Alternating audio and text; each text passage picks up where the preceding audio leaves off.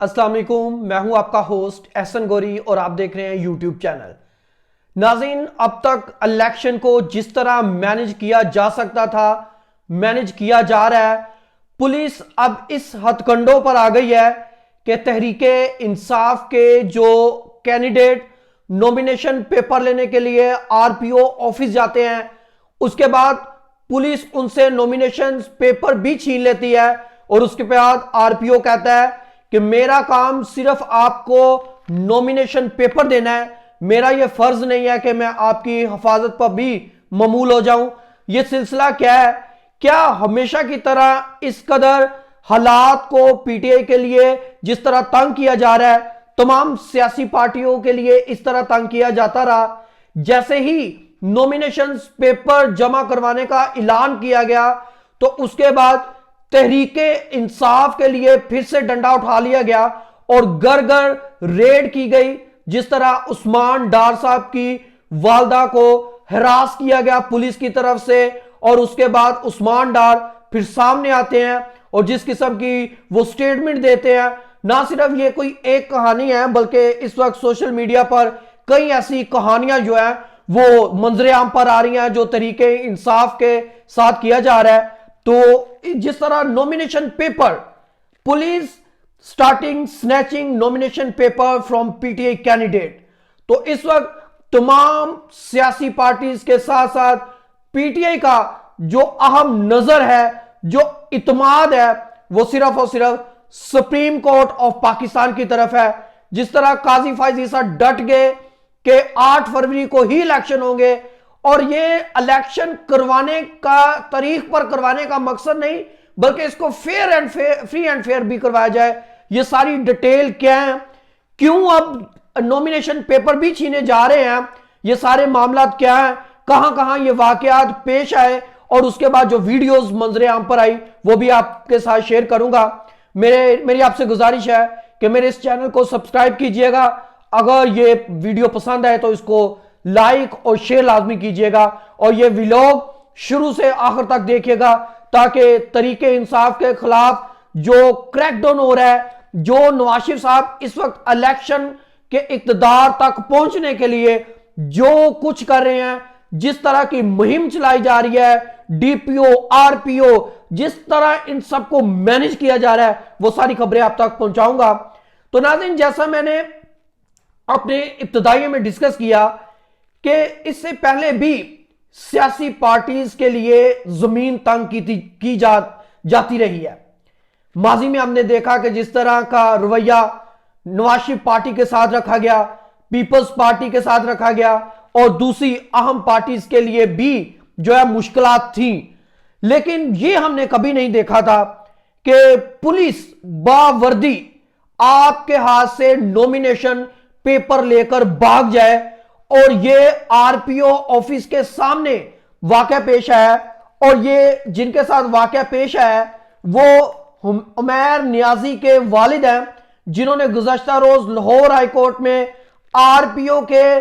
Character और RPO के किरदार के खिलाफ लाहौर हाईकोर्ट में रिट की थी और काजी फायज ईसा ने कहा था कि तहरीके इंसाफ इसमें इलेक्शन के इल्तवा चाहती है, रखने डाल रही है, लिहाजा चीफ जस्टिस काजी फायज ईसा बड़े सीखपा हुए थे। लेकिन मेरा ख्याल है कि इस वाकये के बाद वो लाजमी इस पर एक्शन लेंगे। रिटायर्ड जस्टिस जियाउल्लाह नियाजी, जिन्होंने मियांवाली NA 90 से अपने कागजात जमा करवाए हैं, ना ये वाकया कुछ यूं पेश आया कि जैसे ही उमैर नियाजी के वालिद अपने और अपने बेटे के कागजात जमा करवाने के लिए आरपीओ के दफ्तर तशरीफ लाते हैं, आरओ से मिलते हैं और अपने नॉमिनेशन पेपर लेते हैं और बाहर आते हैं। जब वो फॉर्म्स लेने के बाद बाहर आते हैं तो एक पुलिस वाला बावर्दी, जो उनकी वीडियो इस वक्त सोशल मीडिया पर चल रही है, वो उनसे नॉमिनेशन पेपर छीनता है और आरओ के दफ्तर में आ जाता है। उनके साथ जो वकील था वो दोबारा आरओ के ऑफिस वापस आते हैं तो वो देखते हैं तो वो बंदा पुलिस वाला वही मौजूद होता है। तो जब वो आरओ से इसकी कंप्लेन करते हैं तो आरओ का जो इस पर उनका रवैया होता है वो बड़ा हैरानकुन होता है। वो कहते हैं कि अब मेरी जिम्मेदारी नहीं है, मेरी जिम्मेदारी में यह शामिल है कि सिर्फ और सिर्फ आपको नॉमिनेशन पेपर दूं, इनकी हिफाजत करना यह आपकी जिम्मेदारी है। इस पर रिटायर्ड जियाउल्लाह नियाजी साहब जो है वो आरओ को कहते हैं कि आप इस पर फ्री एंड फेयर इलेक्शन करवाने के लिए तशरीफ लाए हैं, तो लिहाजा इस तरह के अगर वाकयात आते हैं तो हमारी शिकायत भी आपसे करनी बनती है। तो नाज़रीन, इससे पहले भी हमने देखा कि जिस तरह नवाज शरीफ, जिस तरह हमने हनीफ अब्बासी, जिस तरह ख्वाजा आसिफ और दूसरे अहम तलाल चौधरी और उस दानियाल अजीज, ऐसी हमने बड़ी जो है वो मिसालें हमारे साथ मौजूद हैं। लेकिन नाज़रीन, ये बड़ा हैरानकुन वाकया पेश आया कि अब लोगों के हाथों से उनके नॉमिनेशन पेपर जो है वो लेकर जो है पुलिस भाग रही है। और उसके बाद जिस तरह उस्मान डार की तरफ से एक बड़ी अहम प्रेस कॉन्फ्रेंस की गई और उन्होंने डीपीओ का जो किरदार था उस पर भी उन्होंने बात की कि जिस तरह एक जो सियालकोट में हसन नामी डीपीओ साहब है वो जिस तरह उन्होंने उस्मान डार के घर रेड की, बच्चों को हरासा किया, आधी रात को रेड करने के बाद अगर इस तरह आप रेड कर ही नहीं सकते, क्योंकि कानून के दायरे में यह बात शामिल है कि अगर आपने खवातीन वाले घर में जाना है तो लाजमी आपके पास खवातीन पुलिस मौजूद होने चाहिए। और किसी के साथ भी इस तरह की हिरासमेंट, जिस तरह की उस्मान डार साहब की वालदा की वीडियो सामने आई, उनका गिरेबान चाक किया गया और जिस तरह खवातीन के साथ पुलिस की जानिब से बदतमीजी की गई, यह बड़ी जो है वो मजम्मत वाली बात है कि ना सिर्फ मैं बल्कि तमाम लोग इसकी मजम्मत करते हैं। और उसके बाद उस्मान डार की तरफ से बड़ी अहम प्रेस कॉन्फ्रेंस सामने आई। तो जिस तरह पुलिस का रवैया सामने आ रहा है, इसका एक्शन जो है वो अब सारे लोग, ना सिर्फ पीटीआई बल्कि तमाम सियासी पार्टीज जो हैं वो अब काजी फाइज ईसा, चीफ जस्टिस काजी फाइज ईसा की तरफ देख रही है कि अब वो क्या इनिशिएटिव लेते हैं। क्योंकि सुप्रीम कोर्ट की तरफ से ये फ्री एंड फेयर इलेक्शन करने का जो जिम्मा उठाया गया था, जो बोझ उठाया गया था, क्या अब सुप्रीम कोर्ट इस पर कोई एक्शन लेकर इसके मुताबिक फैसला करेगी? क्योंकि इलेक्शन कमीशन की तरफ से आज ये एक अलामिया जारी किया गया कि तमाम और डीपीओज और तमाम आरओज वगैरह को यह हुक्म जारी किया गया कि तमाम सियासी पार्टीज को लेवल प्लेइंग फील्ड दी जाए। क्या उनके कहने से लेवल प्लेइंग फील्ड दे दी जाएगी? और नाज़रीन, दूसरी अहम बात जो मैं आपके साथ शेयर करना चाहता हूं, क्या ये जो आरओज हैं, क्या ये डीपीओज और जितनी ये तमाम सिक्योरिटीज अदारे हैं,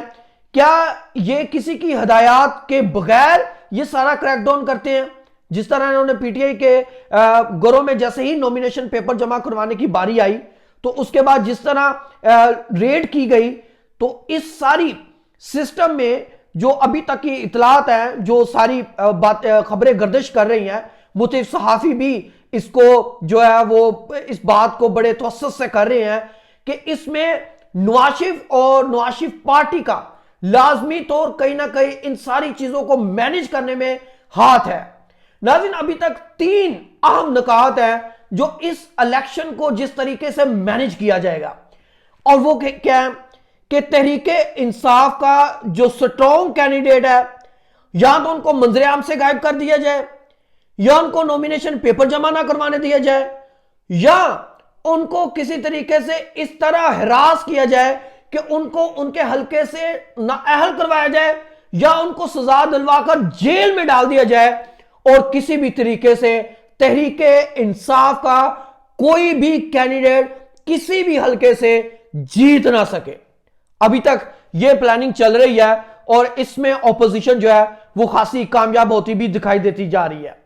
तो नाज़रीन, अगर इस किस्म इस तरह इलेक्शन को मैनेज किया जाएगा, तो अगर आज पीटीआई ज़ेरे अताब है, अगर आज पीटीआई ये सारी पी काट रही है, पीटीआई के ऊपर इस तरह डंडा चल रहा है, तो ये मत भूलिएगा कि मुस्तकबिल में अगर आज पीटीआई ज़ेरे अताब है तो कभी पीटीआई की जगह नून लीग होगी, कभी नून लीग की जगह पीपल्स पार्टी, और कभी कोई और सियासी जमात जो है इस सख्ती का हिस्सा बन सकती हैं। तो अगर नवाज शरीफ साहब को इस बात को समझने की जरूरत है कि अगर उनको इस तरह इक्तदार मिल रहा है तो उनको इस तरह इक्तदार नहीं लेना चाहिए कि जिस तरह उनको चीजें मैनेज करके दी जा रही हैं। तो अगर आपको चीजें मैनेज करके दी जा रही हैं, जिस तरह इमरान खान को नो कॉन्फिडेंस वोट के तहत कुर्सी से उतार दिया गया था, तो मियां मोहम्मद नवाज शरीफ साहब वो दिन दूर नहीं है जब आप भी इक्तदार से उतार दिए जाएंगे और फिर आप भी कहेंगे कि मेरा वो फैसला तब भी गलत था, मेरा ये फैसला आज भी गलत है। दूसरी तरफ नाज़रीन, तलाल चौधरी के मामले में